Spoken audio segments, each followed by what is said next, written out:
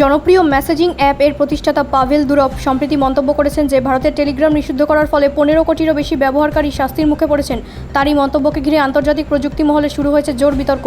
দুরভের দাবি, টেলিগ্রাম শুধুমাত্র একটি যোগাযোগ মাধ্যম নয়, বরং এটি বহু ছোট ব্যবসা, শিক্ষার্থী, কন্টেন্ট ক্রিয়েটর এবং স্বাধীন সংবাদ মাধ্যমের জন্য একটি গুরুত্বপূর্ণ প্ল্যাটফর্ম।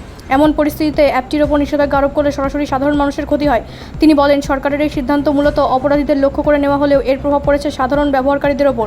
ভারত সরকার অবশ্য দীর্ঘদিন ধরে ডিজিটাল প্ল্যাটফর্মগুলির ওপর কঠোর নজরদারি চালাচ্ছে। সরকারের মতে টেলিগ্রাম সহ বিভিন্ন মেসেজিং অ্যাপ অপরাধমূলক কার্যকলাপ, ভুয়ো খবর ছড়ানো এবং সাইবার জালিয়াতির ক্ষেত্রে ব্যবহৃত হচ্ছে। তাই জাতীয় নিরাপত্তা এবং জনস্বার্থের কথা মাথায় রেখে এই ধরনের পদক্ষেপ নেওয়া হয়েছে। বিশেষজ্ঞদের একাংশ মনে করেছেন, এই বিতর্ক আসলে ডিজিটাল স্বাধীনতা বনাম রাষ্ট্রীয় নিয়ন্ত্রণের চিরন্তন দ্বন্দ্বেরই প্রতিফলন। একদিকে যেমন তথ্যের স্বাধীন প্রবাহ জরুরি, অন্যদিকে নিরাপত্তার প্রশ্ন উপেক্ষা করা যায় না।